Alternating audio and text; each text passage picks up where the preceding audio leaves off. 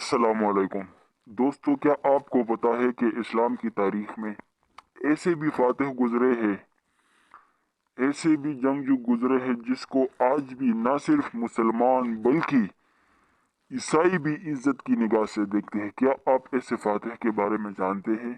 जी हाँ, अगर नहीं जानते तो आज हम आपके साथ एक ऐसे ही फातिह की कहानी शेयर कर रहे हैं। उस फातिह का नाम है सुल्तान सलाहुद्दीन अयूबी। इसकी एक वीडियो है, चले वो वीडियो आपके साथ शेयर करते हैं, फिर उसके बाद बात करते हैं।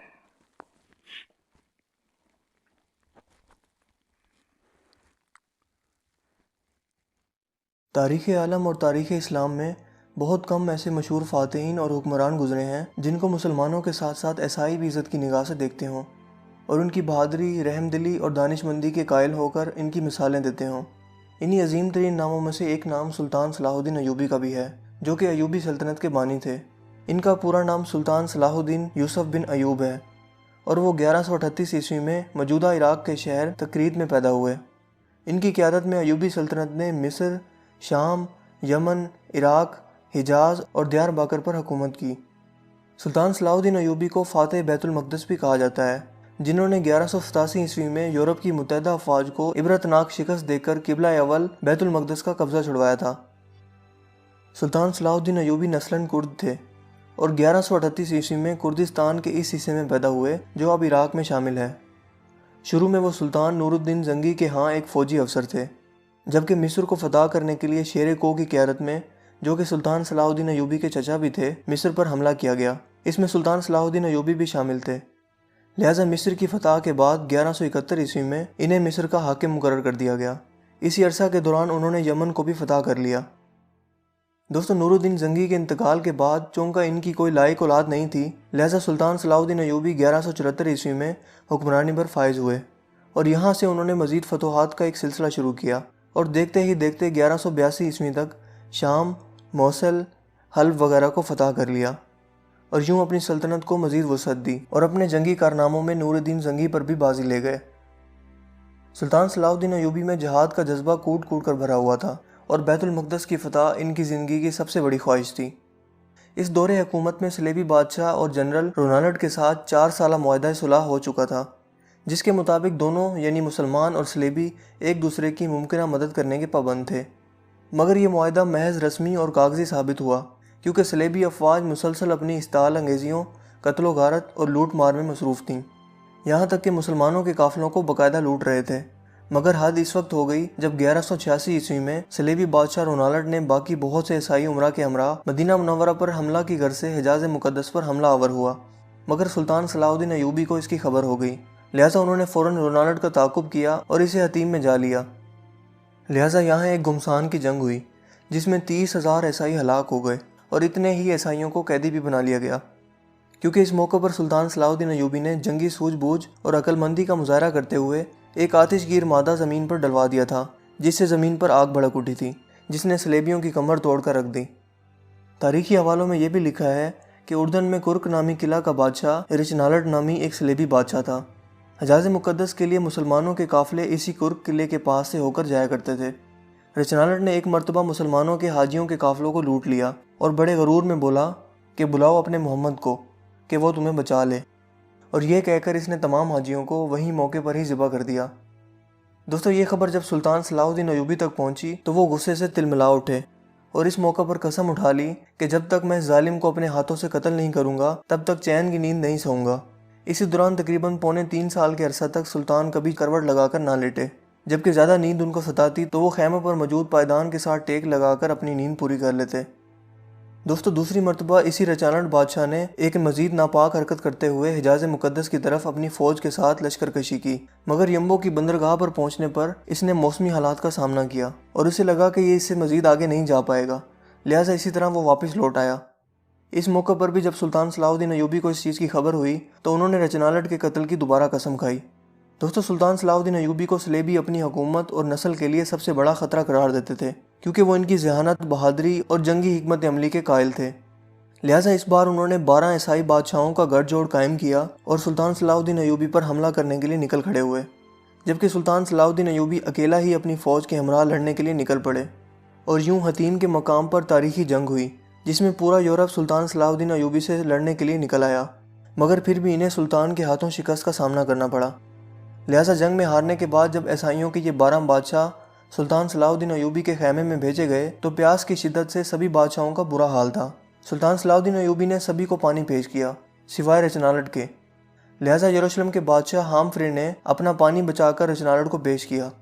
اس موقع پر سلطان نے ہامفرے کو کہا کہ یہ پانی اسے تم دے رہے ہو، میں نہیں دے رہا، کیونکہ اسلام میں اگر آپ کسی کو پانی پلا دیتے ہیں تو اسے امن کی علامت سمجھا جاتا ہے، پھر آپ اس شخص پر ہاتھ نہیں اٹھا سکتے۔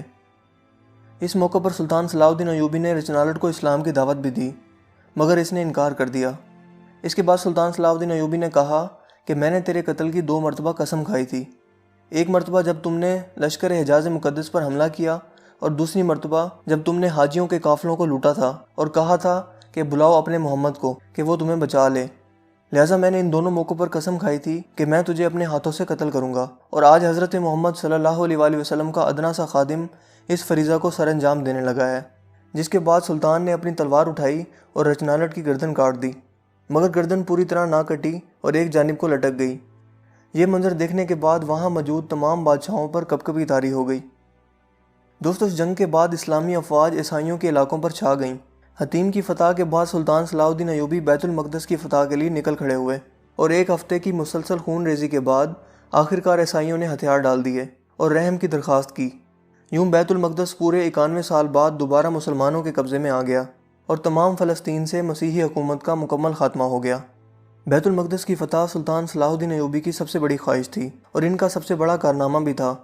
انہوں نے مسجد اقصیٰ میں داخل ہو کر نور الدین زنگی کا تیار کردہ منبر اپنے ہاتھ سے مسجد میں رکھا۔ اس طرح نور الدین زنگی کی خواہش سلطان کے ہاتھوں پوری ہوئی۔ سلطان صلاح الدین ایوبی نے بیت المقدس میں داخل ہو کر وہ مظالم نہیں کیے جو اس شہر پر قبضے کے بعد عیسائی افواج نے کیے تھے۔ وہ ایک مثالی فاتح کی حیثیت سے بیت المقدس میں داخل ہوئے اور فدیہ لے کر ہر عیسائی کو امان دے دی، جبکہ جو غریب فدیہ نہیں دے سکتا تھا ان کے فدیے کی رقم خود صلاح الدین ایوبی اور ان کے بھائی ملک العادل نے خود ادا کی۔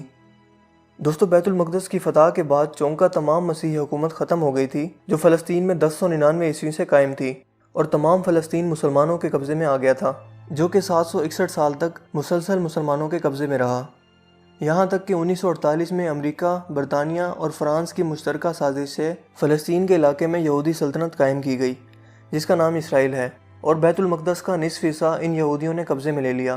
1967 کی عرب اسرائیل جنگ میں بیت المقدس پر اسرائیلیوں نے دوبارہ قبضہ کر لیا، اور یوں آج بھی قبلہ اول بیت المقدس کسی سلطان صلاح الدین ایوبی کا منتظر ہے۔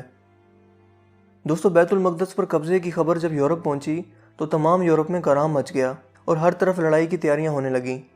جرمنی، اٹلی، فرانس اور برطانیہ کی فوجیں اس قبضے سے لڑنے کے لیے روانہ ہونے لگیں۔ یورپ کی اس متحدہ فوج کی تعداد 6 لاکھ کے قریب تھی۔ عیسائی فوج نے اب تک اتنی عظیم الشان فوج ابھی تک قائم نہیں کی تھی۔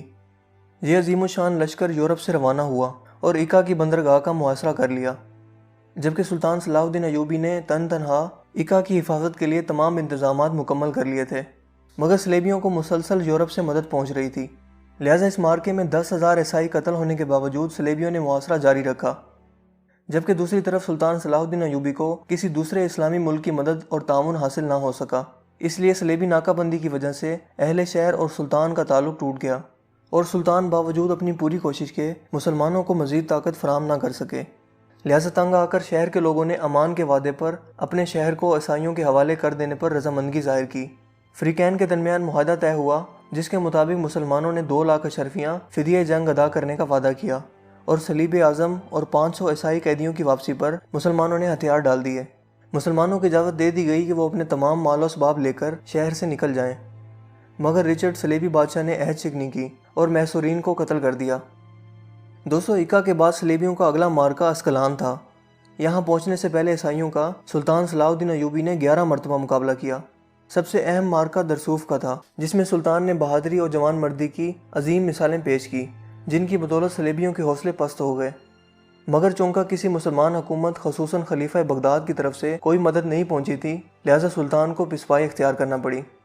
جبکہ واپسی پر سلطان صلاح الدین ایوبی نے اسکلان کا شہر خود ہی تباہ کر دیا، اور جب صلیبی وہاں پہنچے تو انہیں اینٹوں کے ڈھیر کے سوا کوئی چیز حاصل نہ ہوئی۔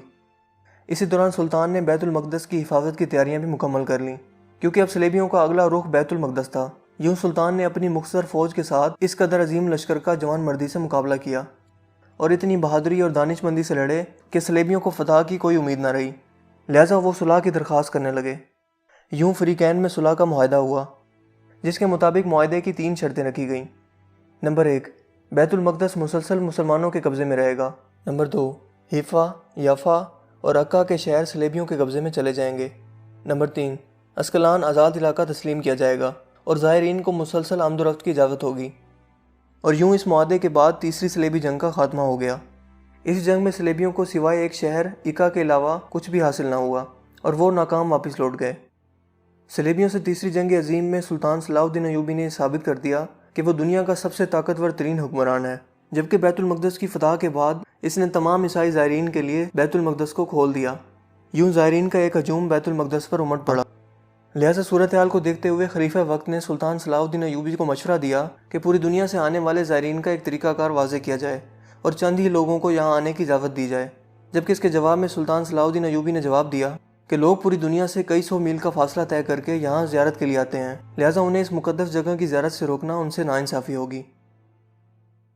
دوستو، سلطان صلاح الدین ایوبی ایک ایسا عظیم حکمران تھا جو میدان جنگ میں قہر برپا کرنے والا ایک بہادر جنگجو تو تھا ہی، لیکن ایک رحم دل انسان بھی تھا۔ سلطان صلاح الدین نماز پنجگانہ کا پابند اور نفلی عبادت گزار تھا۔ اس نے کبھی کوئی نماز نہ چھوڑی تھی اور نہ ہی قضا کی تھی۔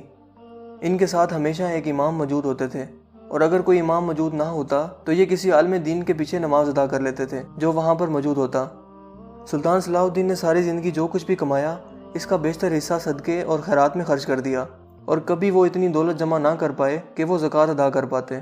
ان کی ایک بہت بڑی خواہش تھی کہ وہ حج کا فریضہ ادا کر سکیں، مگر وہ جہاد میں اس حد تک مصروف رہے اور نہ ہی اتنی رقم جمع کر سکے کہ وہ حج کا فریضہ ادا کر سکیں، لہٰذا یہی خواہش لے کر وہ انتقال کر گئے۔ دوستو، ایک عظیم حکمران بننے کے لیے ایک انسان کو ہمت والا، اصولوں کا پابند، مضبوط ارادوں والا، مگر انصاف اور رحم کرنے والا ہونا چاہیے۔ سلطان صلاح الدین ہر پیر اور جمعرات کو ایک اجلاس منعقد کیا کرتے تھے، جس میں بیٹھ کر وہ عام عوام کی فریاد سنا کرتے تھے۔ اس محفل میں قانون دان، قاضی صاحبان اور عالم دین بھی شرکت کرتے تھے۔ انہوں نے اپنی پوری زندگی میں کبھی بھی کسی کی مدد کرنے میں کوئی کوتاہی نہ برتی اور نہ ہی کبھی کسی سے بد کلامی کی، نہ کبھی کسی مسلمان کے خلاف اپنے قلم کو استعمال کیا۔ وہ اتنے زیادہ رحم دل تھے کہ جب انگریزوں کا بادشاہ شیر دل رچرڈ، جو صلاح الدین ایوبی کا ازلی دشمن تھا، بیمار پڑا تو سلطان صلاح الدین ایوبی نے اس کی طبیعت معلوم کی اور ساتھ ہی پھلوں کا تحفہ بھی دے بھیجا۔ وہ صلیبی جو بھوک اور غربت کے ستائے ہوئے تھے، وہ ایک دشمن کی یہ اعلیٰ ظرفی دیکھ کر دنگ رہ گئے۔ لہٰذا یہی وجہ تھی کہ عیسائی ان کی بہادری اور رحم دلی کی بنا پر آج تک ان کو یاد رکھتے ہیں۔ سلطان نے 57 سال کی عمر میں وفات پائی اور ان کے انتقال کے وقت ان کی جائیداد کی کل قیمت صرف 47 درہم اور 1 دینار تھی، اور انہوں نے اپنی نسلوں کے لیے کوئی دولت کے انبار یا اثاثہ نہ چھوڑا۔ ان کی وفات کے وقت ان کا کل اثاثہ 1 گھوڑا، 1 تلوار، 1 زرہ، 1 دینار اور صرف 36 درہم تھے۔ یہ اتنی رقم تھی کہ سلطان صلاح الدین ایوبی کی تدفین بھی ان پیسوں میں نہیں ہو سکتی تھی، لہٰذا خلیفہ وقت نے ان کی تدفین کے اخراجات برداشت کیے۔ سلطان نے ساری زندگی اپنے لیے کوئی گھر نہ بنایا، کیونکہ وہ خیمے میں سپاہیوں کے ساتھ ہی سو جایا کرتے تھے اور انہی کے ساتھ ہی کھانا کھایا کرتے تھے۔ ان کے دوست اکثر ان سے کہا کرتے تھے کہ آپ اپنے لیے بھی کچھ بنا لیں، مگر سلطان صلاح الدین ایوبی کا جواب ہمیشہ یہی ہوتا تھا کہ دنیا کا مال دنیا میں ہی رہ جائے گا، میں کیوں نہ ایسا مال بناؤں جو مرنے کے بعد بھی میرے ساتھ زندہ رہے اور قبر میں بھی مجھے زندہ رکھے اور اپنے رب کے سامنے مجھے سرخرو کر دے۔ دوستو، سلطان صلاح الدین ایوبی تاریخ انسانی کے ایک عظیم حکمران تھے جن کی زندگی سے ہمیں بہت کچھ سیکھنے کی ضرورت ہے۔ وہ اسلامی تاریخ کے ہیرو تھے، جبکہ ہماری نئی نسل اور روشن خیال نسل ان کی زندگی کے بارے میں بہت کم جانتی ہے، کیونکہ آج ان کی مائنڈ پروگرامنگ اس طرح سے کی گئی ہے کہ ان کے ہیروز سپر مین، بیٹ مین یا اس طرح کے دوسرے کارٹون کریکٹرز ہو چکے ہیں جو کہ محض تصوراتی ہیں اور حقیقی دنیا میں کوئی وجود نہیں رکھتے، اور ہم نے اپنی اسلامی تاریخ کے ہیروز کی زندگی کو فراموش کر دیا ہے۔ ان کی زندگیوں سے سبق لینے کی بجائے ہم نے ویسٹرن کلچر کو فالو کرنا شروع کر دیا ہے، اور یہی وجہ ہے کہ دوبارہ اب تک کوئی سلطان صلاح الدین ایوبی نہیں آ سکا۔ تاریخ گواہ ہے کہ جو قوم اپنی تاریخ بھلا دیتی ہے وہ خود بھی صفحہ ہستی سے مٹ جاتی ہے۔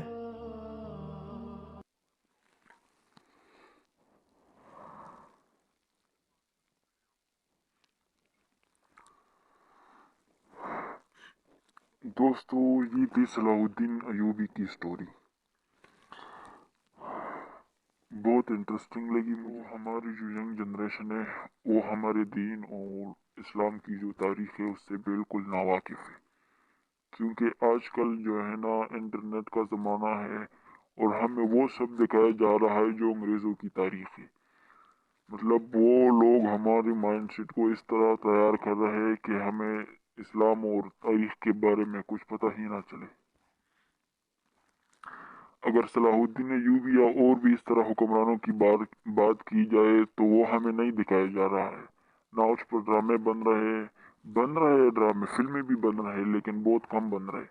جو ہمارے اسلام کی تاریخ ہے، ہماری زیادہ تر جو نوجوان ہیں وہ ان سے ناواقف ہے، کیونکہ وہ لوگ ہر ٹائم جو ہے یہاں پر فلمیں دیکھتے ہیں، انڈین جس طرح کے ہو گئے اور انگلش فلمیں ہو گئی، وہ سب دیکھتے ہیں۔